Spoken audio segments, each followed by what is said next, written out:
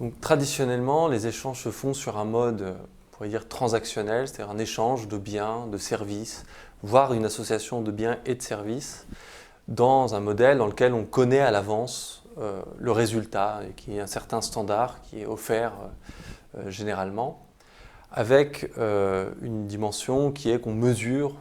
globalement le taux de niveau de satisfaction qu'on va obtenir par l'accès à ce bien ou à ce service. Dans l'économie de la fonctionnalité, on va rechercher, plutôt que de mettre à disposition un bien ou un service, de s'engager, un engagement sur la performance d'usage. Et cet engagement sur la performance, eh bien, il constitue ce qu'on pourrait appeler une promesse, ce qui veut dire qu'il y a une certaine incertitude. On ne sait pas ce sur quoi on va tomber à la fin. De la même manière, cette solution intégrée, c'est une composition entre des biens et des services, non détachables cette fois, l'ensemble étant au service de la performance. Et donc, on ne peut pas supprimer une option ou retirer un bien, ça fait perdre le sens et la pertinence de la solution dans son ensemble. Alors, quelques exemples de passage d'une logique à l'autre, c'est par exemple celui de l'Ireco, qui est une entreprise qui fournit du matériel de bureau, des consommables, des ramettes de papier, ce genre de choses, qui pense à l'évolution de son offre pour l'amener vers de l'approvisionnement, où là, cette fois-ci, ce qui est offert, l'engagement, est sur une sérénité notamment construite parce qu'il y a de la sécurité, parce qu'il y a moins de va-et-vient dans l'entreprise, parce que la connaissance des stocks permet d'avoir à disposition, au moment où l'on en a besoin, la fourniture dont on a besoin, et en même temps de ne pas faire des surstocks, de ne pas encombrer les bureaux avec des tonnes de ramettes, etc. Donc il y a un côté de s'engager auprès du client pour mieux gérer, mieux faire, être plus serein par rapport à la manière de gérer son stock de matériel de bureau et donc à faire son travail tout simplement. Un autre exemple, c'est celui d'Urbaneo, qui est une entreprise qui installe, vend et maintient en état des abribus et qui fait glisser son offre vers une mise à disposition de ces abribus, mais à travers eux, la vente d'une performance autour de l'information des voyageurs, de leur tranquillité, de leur confort et donc d'une fluidité du système de mobilité.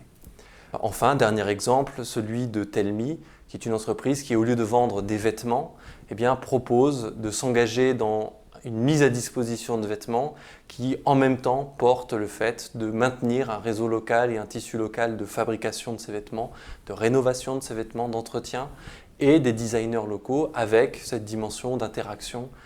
pour les parents. Procéder à ce type de glissement d'une mode de transaction vers une solution intégrée, ça impose de changer le périmètre dans lequel on se trouve. C'est-à-dire qu'on voit bien que chacun des exemples que je vous ai donnés, dans ces exemples, on a besoin d'autres partenaires, d'autres acteurs. Et donc, on n'est plus dans son micro-sillon, dans son secteur, mais on va chercher des partenaires de secteurs complémentaires et rechercher ces effets de complémentation. D'un autre côté, on voit aussi que la posture du client change énormément. Dans le modèle de transaction, quand on offre des services, des biens qui sont définis à l'avance, sans le client, son rôle est celui d'un consommateur. Quand on rentre dans la solution intégrée où on fait attention à la manière dont le client contribue à l'offre, à la solution, on voit que du coup on a besoin de son engagement. Mais on a aussi besoin d'être attentif à outiller ce client pour qu'il soit contributeur le plus possible de la performance. Parce que pour réaliser in fine la performance d'usage, l'information des voyageurs, les vêtements dans un respect, un design qui soit en phase avec le local, la solution d'approvisionnement qui soit tranquille, sereine, si le client ne s'engage pas, on rate quelque chose de la performance. Et du coup, on a besoin de ce client pour atteindre la performance et la promesse. Et donc, un des enjeux, c'est d'outiller ce client, de développer sa capacité à agir et avoir une attention particulière à cette capacité. Prendre uniquement le résultat en compte, ce serait manquer un bout de la cible parce que l'intention qu'on a, notamment au développement de la capacité des clients, ça fait aussi partie de l'enjeu de la mise en œuvre de la solution. Et les effets d'ailleurs sur le client de renforcement, comme les effets sur l'entreprise et les personnes qui mettent en œuvre ces solutions de renforcement de leur capacité à agir, sont des effets à prendre en compte. De la même manière, les effets sur d'autres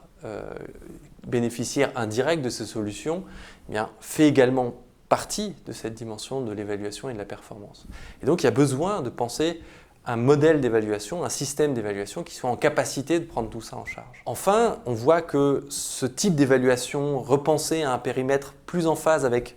ce dont on a besoin pour réaliser la solution, ça demande à terme une gouvernance qui évolue. In fine, l'économie de la fonctionnalité et de la coopération, à travers les solutions intégrées,